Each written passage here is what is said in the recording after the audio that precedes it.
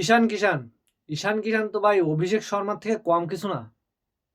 যে খেলা দিছে আজ, স্মিথের এক ওভারে 28টি রান নিয়েছে আজ, 4টা 6 পর পর, লাস্টে একটা 4, মোট 28 রান নিয়েছে আজ এক ওভারে। 24 বলে তার 61 রানের ইনিংসটা সত্যি অসাধারণ ছিল। 5টা 4 এবং 6 6টা 4, সরি 6টা 4, 5টা 6, 254 তার স্ট্রাইক রেট।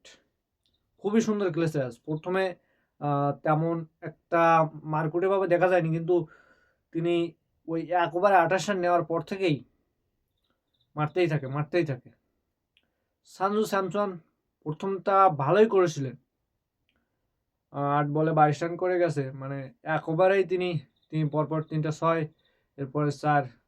লাস্টের বলটা মারার মনে হয় দরকার ছিল না, যাক ইনিংসটা বড় করতে পারেনি, কিন্তু ভালো খেলে গেছে।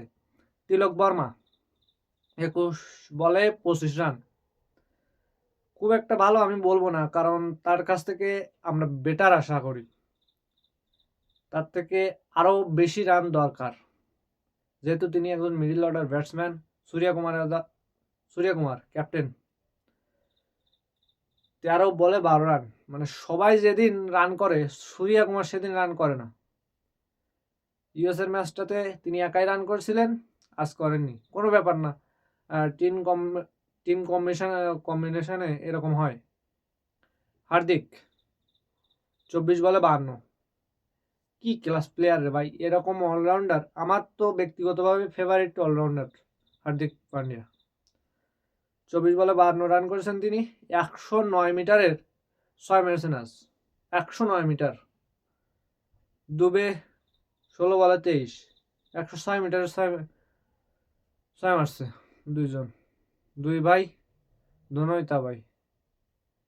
মানে এই যে খেলা, 5 নাম্বার উইকেটে এসে 81 রানের যে পার্টনারশিপটা, সত্যি অসাধারণ ছিল। দুইজন সমানভাবে খেলেছে একদম। তবে ইন্ডিয়ার একটা জিনিস খুবই খারাপ লেগেছে আমার কাছে, রিঙ্কু সিং এবং অক্ষর প্যাটেল। হার্দিক পান্ডিয়া ঠিক আছে 205 রান করার পরে হার্দিক পান্ডিয়া পড়ে যায়, হার্দিক পান্ডিয়ার উইকেটটা পড়ে যায়। সেখান থেকে 209 রান করতে মানে ইন্ডিয়ার 5টা উইকেট গেছে।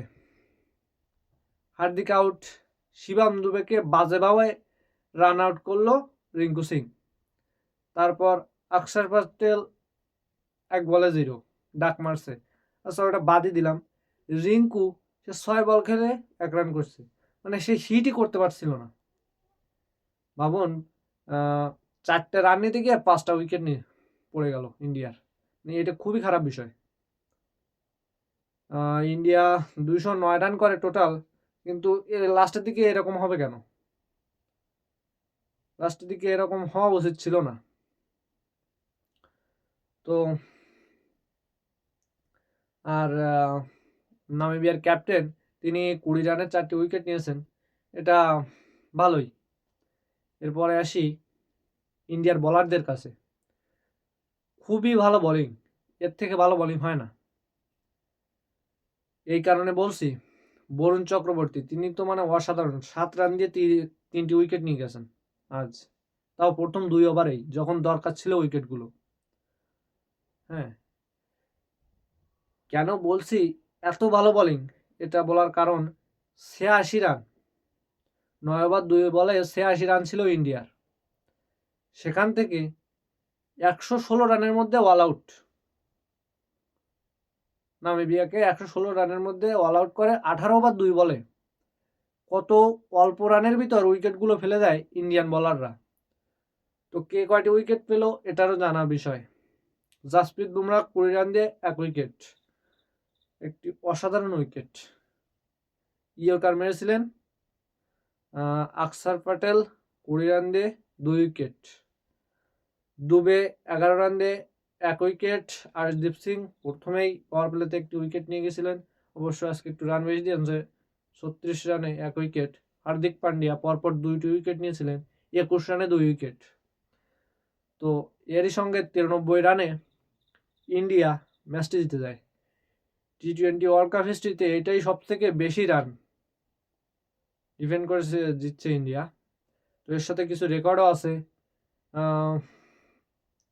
86 পাওয়ার প্লেতে 86 রান করাটা ইন্ডিয়ার ওয়ার্ল্ড কাপে সবথেকে হাইয়েস্ট। আর উইকেট কিপার ব্যাটসম্যান হিসেবে ঈশান কিষানের, ইন্ডিয়ার ভিতর উইকেট কিপার ব্যাটসম্যান হিসেবে ঈশান কিষান 1 নম্বরে আছেন ইন্ডিভিজুয়াল রানের স্কোরের দিক থেকে 61। এর আগে টি-20 ওয়ার্ল্ড কাপে উইকেট কিপার ব্যাটসম্যান এত রান কেউ করেনি।